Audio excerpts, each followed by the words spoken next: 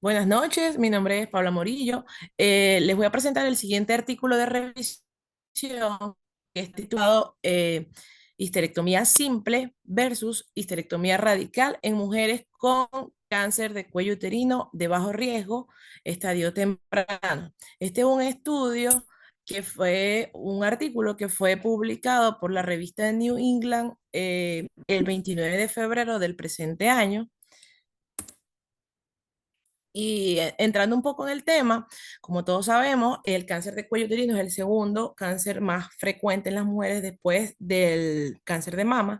Además, sobre todo en países en desarrollo, existe una menor tasa en países desarrollados, ya que han incluido la vacuna del VPH en sus esquemas de vacunación y además presentan métodos de pesquisa o programas de pesquisa lo suficientemente efectivos y accesibles a la población para realizar los diagnósticos en estadios precoces, ya que lo común es que el cáncer de cuello uterino se diagnostique en estadios avanzados.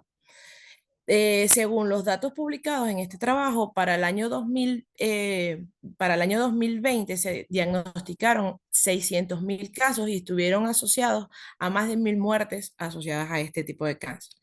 Y como sabemos, el tratamiento estándar para el cáncer de cuello uterino en estadios tempranos se ha establecido que es la histerectomía radical.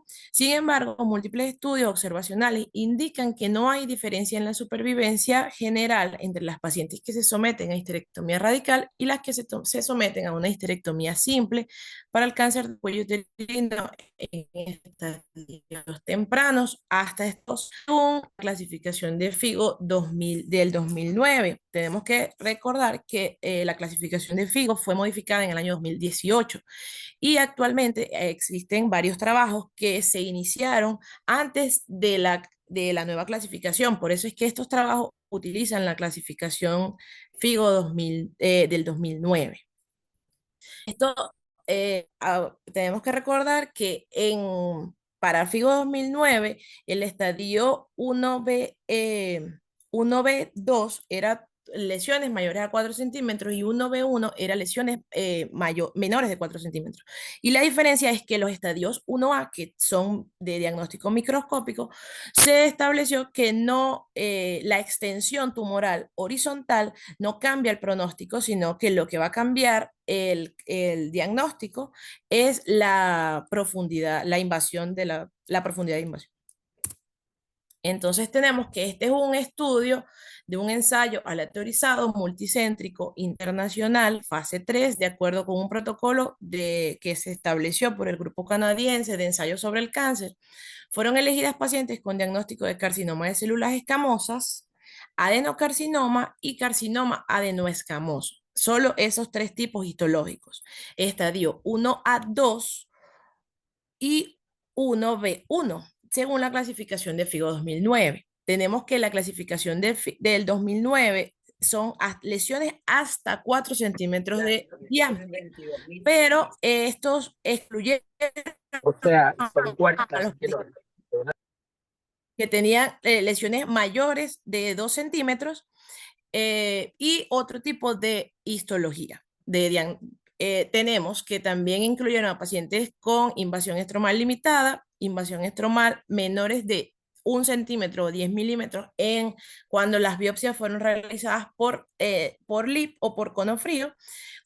Incluyeron cualquier grado histológico y pacientes con resonancia magnética de abdomen y pelvis donde no se evidenciaran lesiones metastásicas o lesiones de mayor tamaño. Las pacientes fueron asignadas aleatoriamente, uno a uno, en dos brazos, uno que iban a ser sometidas a histerectomía simple y otros que iban a ser sometidas a una histerectomía radical. La histerectomía radical, ellos establecieron que incluía el útero, cuello uterino, resección del parametrio medial, del ligamento útero-sacro a 2 centímetros, 1 a 2 centímetros de margen vaginal y las arterias uterinas estaban ligadas lateral al uréter cuando estos fueron destechados y lateralizados hacia la línea media. Se ligó la arteria uterina hacia lateral al uréter. Y la histerectomía simple fue una histerectomía extrafacial que incluía el útero y el cuello uterino, pero no se realizaba la resección de los parametrios. La arteria uterina estaba ligada medial al uréter, este no fue movilizado ni destechado, y la ligadura se hizo a la altura del istmo. El ligamento uterosacro fue ligado al nivel del cuello uterino y el margen marginal era de aproximadamente 0,5 centímetros. Ellos evaluaron varios resultados, pero lo primero que ellos buscaron evaluar fue la recidiva o la recaída del cáncer en el área pélvica dentro de los primeros 3 años posterior a la cirugía. Se especificó como enfermedad pélvica que el límite era debajo del borde pélvico inferior a L4 y a L5. Se incluyó la recidiva de la cúpula vaginal, los parametrios y los ganglios linfáticos pélvicos. Se evaluaron también otros resultados. Fue el tiempo del evento, cuánto tiempo transcurrió entre la cirugía y la recaída. Se evaluó el tiempo libre de recurrencia pélvica, el tiempo libre de recurrencia extrapélvica y la supervivencia global. Además, también se evaluó la detección del ganglio centinela, afectación parametrial, detección de la enfermedad de los márgenes al momento de la cirugía, afectación de los ganglios pélvicos y las complicaciones. Fueron incluidas un total de 700 pacientes con características similares, distribuidos de forma a 300 pacientes para cada grupo. Estas estaban distribuidas en 300 hospitales diferentes con 12 países diferentes, que se estudiaron entre el diciembre del 2012 y culminó en noviembre del 2019. Se incluyeron un total de 336 pacientes asignadas a histerectomía simple y 337 pacientes a histerectomía radical. Se excluyeron 18 pacientes por diferentes motivos. Entre esos eran la paciente no estaba de acuerdo con el tipo de cirugía, otras pacientes se diagnosticaron que en el estudio de resonancia, después de que se habían incluido el estudio, tenían enfermedad ganglional, y otras pacientes por alergia a los anestésicos. Se realizó un mapeo ganglional en el 37,3% de las pacientes sometidas a histerectomía simple y 38,2% de las pacientes sometidas a histerectomía radical. El procedimiento fue exitoso, o sea que tuvieron al menos un ganglio centinela de cada lado, y en 61,9% de las histerectomías simples y 63,4% de las pacientes de la histerectomía radical. En este cuadro tenemos distribuido las pacientes según las características y el grupo al que fueron asignados.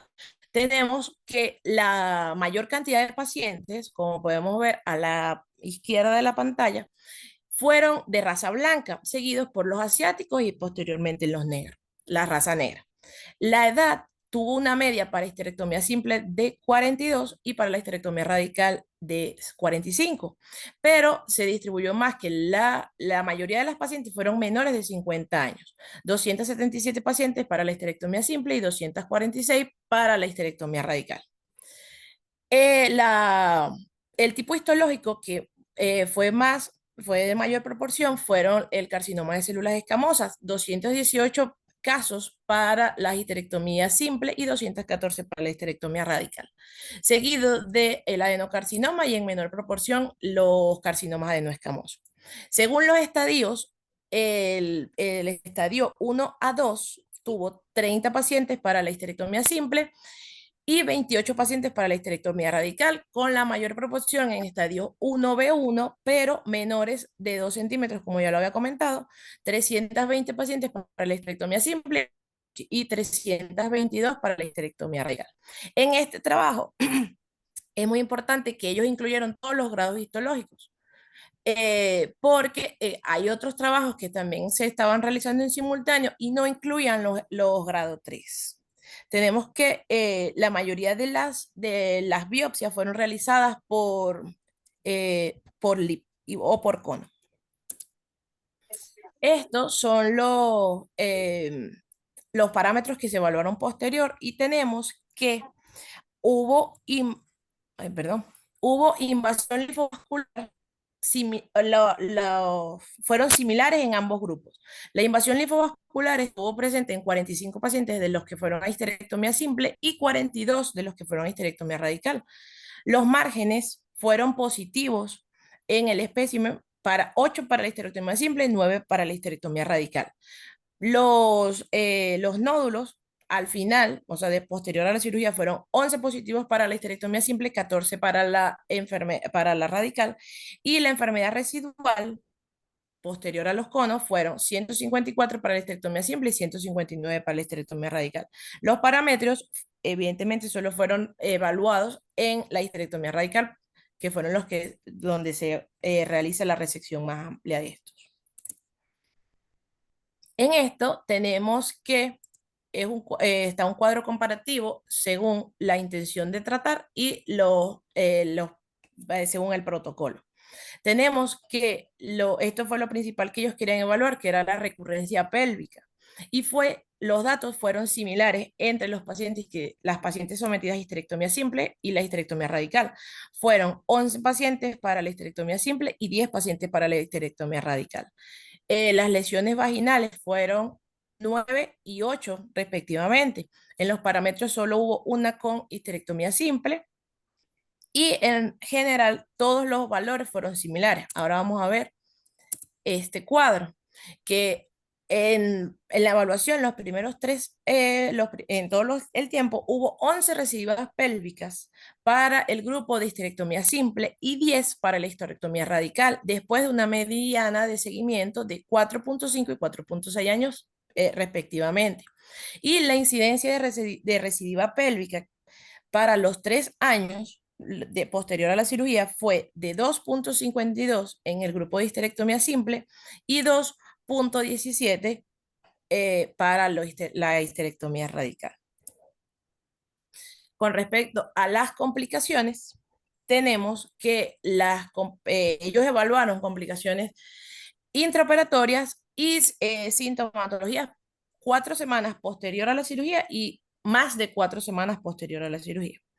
Las complicaciones intraoperatorias fueron principalmente, en mayor proporción, en la histerectomía radical, donde las lesiones de vejiga y de uréter fueron 3 para la histerectomía simple y 9 para la histerectomía radical con respecto a la vejiga, y con respecto al uréter, 3 para la histerectomía simple y 5 para la histerectomía radical. En general, las complicaciones las primeras 4 semanas fueron en mayor proporción el dolor abdominal, la constipación, la fatiga, la incontinencia urinaria y la retención urinaria fueron mucho más en la histerectomía radical que en la histerectomía simple. Y en la evaluación de las posterior a las 4 semanas, igual. Fue en mayor proporción la retención urinaria y la incontinencia urinaria fue importante en comparación a la histerectomía simple con la histerectomía radical. La lesión vesical fue de 0.9 en las pacientes sometidas a histerectomía simple, como ya le comenté, a diferencia del 2.6 en las pacientes que fueron sometidas a histerectomía radical. Y la incidencia de los eventos relacionados con la cirugía fue menor en los grupos de histerectomía simple en general en comparación a la histerectomía radical dentro de las primeras 4 semanas y posterior a las 4 semanas. La incidencia de incontinencia urinaria fue de 2.4 en la histerectomía simple y de 5.5 en los grupos de histerectomía radical dentro de las 4 semanas posterior a la cirugía. Y la retención urinaria fue menor en la histerectomía simple que en el grupo de la histerectomía radical dentro de las 4 semanas posterior a la cirugía, en las primeras 4 y las posteriores 4 semanas.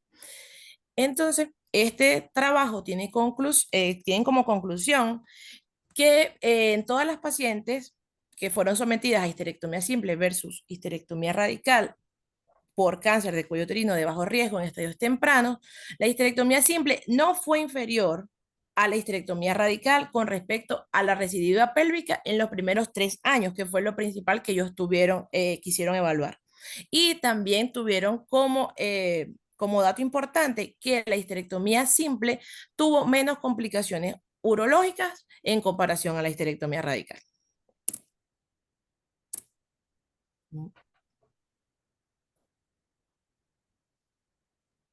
Muy bien, Paola.